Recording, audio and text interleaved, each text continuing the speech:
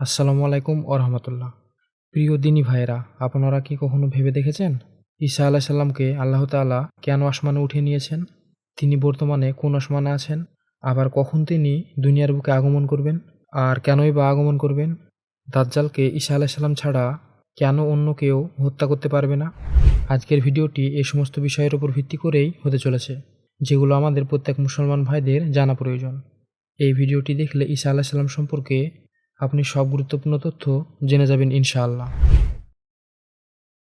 আজ থেকে 2024 বছর আগে হযরত ঈসা আলাইহিস সালাম এই পৃথিবীর বুকে আগমন করেছিলেন। ঈসা আলাইহিস সালাম হলেন পবিত্র কোরআনে উল্লেখিত নবীদের মধ্যে একজন, যার কথা মহান আল্লাহ তাআলা পবিত্র কোরআনে 35 বার উল্লেখ করেছেন। তিনি একমাত্র নবী, যিনি শুধু মাতা মরিয়ম আলাইহিস সালামের থেকে আল্লাহ তাআলার কুদরতে বিনা পিতায় জন্মগ্রহণ করেছেন। ঈসা আলাইহিস সালাম ছিলেন বনী ইসরাইলের শেষ নবী। আল্লাহ তাআলা ঈসা আলাইহিস সালামকে বেশ কিছু অলৌকিক ক্ষমতা উপহার দিয়েছিলেন। যেমন তিনি অন্ধদের দৃষ্টিশক্তি ফিরিয়ে দিতেন, কুষ্ঠরোগীদেরকে ভালো করতে পারতেন। তাছাড়া তিনি মৃতদেরকে পুনরুজ্জীবিত করতেও পারতেন এবং মাটির তৈরি কোনো ভাস্কর্যকে আল্লাহর ইচ্ছায় প্রাণ দিতে পারতেন। ইহুদিরা যখন বুঝতে পারল ঈসা আলাইহিস সালামের অস্তিত্ব ও তার আল্লাহ প্রদত্ত ধর্মের প্রচার তাদের পথে একটি বড় বাধা, তখন তারা ঈসা আলাইহিস সালামের বিরুদ্ধে মিথ্যা ষড়যন্ত্র শুরু করল। সে জাদুকর আর শয়তানের অনুগত্য করে বলে তাকে বন্দি করে হত্যার প্ল্যান করল। এই পরিকল্পনা তৈরির পিছনে ইহুদি যাজকেরাও মিলিত ছিল।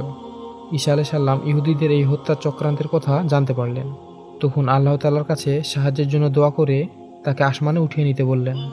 তারপর তার ভক্ত ও সহচরবৃন্দকে এক স্থানে সমবেত করলেন, যাদের সংখ্যা 12 অথবা 17 জন ছিল, এবং তাদেরকে বললেন, তোমাদের মধ্যে কে আমার স্থানে নিহত হতে প্রস্তুত আছো, যাকে আল্লাহ তাআলা আমার মতো আকার আকৃতি দান করবেন।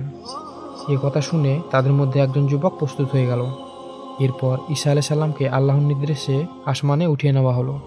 ইহুদিরা এসে ওই যুবককে নিয়ে গেল, যাকে মহান আল্লাহ তাআলা ঈসা আলাইহিস সালামের মতো আকৃতি দান করেছিলেন, এবং তাকে ক্রুশবিদ্ধ করল।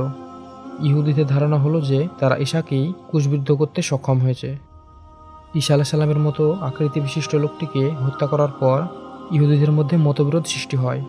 একদল লোক বলল ঈসাকে হত্যা করা হয়েছে, তো অন্য একদল বলল ক্রুশবিদ্ধ ব্যক্তি ঈসা নয়, বরং অন্য ব্যক্তি ছিল। আবার অন্য একদল বলে তারা ঈসা আলাইহিস সালামকে আসমানে চড়তে স্বচক্ষে দেখেছে। যাই হোক, তারা মতবিরোধ, সংশয় ও সন্দেহ শিকারে পড়ে গেল। এদিকে আল্লাহ তাআলা ঈসা আলাইহিস সালামকে দ্বিতীয় আসমানে তুলে নিয়েছেন। দাজ্জাল আসার পর পৃথিবীতে মুসলমানদের অবস্থা চরম নাজুক ও অসহায় হয়ে পড়বে। সে চারিদিক থেকে মুসলমানদের ঘিরে ফেলবে। মুসলমানগণ ইমাম মাহদী আলাইহিস সালামের নেতৃত্বে দাজ্জালের বিরুদ্ধে যুদ্ধ করার জন্য প্রস্তুতি গ্রহণ করতে থাকবে এবং কাতারবদ্ধ হতে থাকবে ফজরের নামাজ আদায়ের জন্য। নামাজের ইকামতও হয়ে যাবে। এমন সময় ঈসা আলাইহিস সালাম জাফরানি রঙের দুটি পোশাক পরিহিত অবস্থায় দুজন ফেরেশতার পাখার উপরে হাত রেখে দামেস্ক শহরের পূর্বে অবস্থিত একটি মসজিদের সাদা মিনারের উপরে অবতরণ করবেন। আল্লাহর শত্রু দাজ্জাল ঈসা আলাইহিস সালামকে দেখেই পানিতে লবণ গলার ন্যায় গলতে থাকবে। এরপর ঈসা আলাইহিস সালাম দাজ্জালকে ফিলিস্তিনের লুদ শহরের গেটে পাকড়াও করে বর্শা দিয়ে আঘাত করে হত্যা করবেন। ঈসা আলাইহিস সালাম দাজ্জালকে হত্যার পর ক্রুশ ভেঙে ফেলবেন, শূকর হত্যা করবেন এবং জিজিয়া কর বাতিল করবেন। তিনি দুহাত ভরে সোনাদানা নিয়ে বসবেন, কিন্তু তার থেকে নেওয়ার কেউ থাকবে না। গবাদি পশু ও বকরিগুলো অধিক মোটা তাজা হবে এবং প্রচুর পরিমাণে দুধ দিতে সক্ষম হবে। ফলের গাছগুলো অধিক পরিমাণে ফল উৎপাদন করবে, আর তা থেকে আল্লাহর বরকত কখনো শেষ হবে না।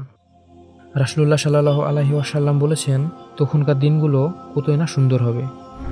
ঈসা আলাইহিস সালাম বর্তমানে দ্বিতীয় আসমানে আছেন। কিয়ামতের আগে পৃথিবীতে এসে 40 বছর জীবিত থাকবেন। এই সময় তিনি বিয়ে করবেন এবং তার সন্তানাদিও জন্মলাভ করবে, এবং তিনি 40 বছর পৃথিবীতে অবস্থান করবেন। তার ইন্তেকালের পরে রাসূলুল্লাহ সাল্লাল্লাহু আলাইহি ওয়াসাল্লামের কবরের পাশে তাকে দাফন করা হবে। কিয়ামতের দিন রাসূলুল্লাহ সাল্লাল্লাহু আলাইহি সাল্লাম ও ঈসা ইবনে মারইয়াম, আবু বকর ও ওমর ফারুক রাদিয়াল্লাহু তাআলা আনহুর কবরের মাঝখান থেকে উত্থিত হবেন। প্রিয় সাথীবৃন্দ, ঈসা আলাইহিস সালাম আসার আগে ইমাম মাহদী আলাইহিস সালাম আসবেন। তাই ইমাম মাহদী আলাইহিস সালাম কখন আসবেন, সে সময় মুসলমানদের অবস্থা কেমন হবে, সেগুলো জানার জন্য স্ক্রিনের এই ভিডিওটি দেখতে পারেন। ভিডিওটি ভালো লাগলে একটি লাইক দিয়ে পরবর্তীতে এরকম ভিডিও পাওয়ার জন্য চ্যানেলটিকে সাবস্ক্রাইব করে বেল বাটনটি অন করে দিবেন। সবাই ভালো থাকবেন। ধন্যবাদ। আসসালামু আলাইকুম ওয়া রাহমাতুল্লাহ।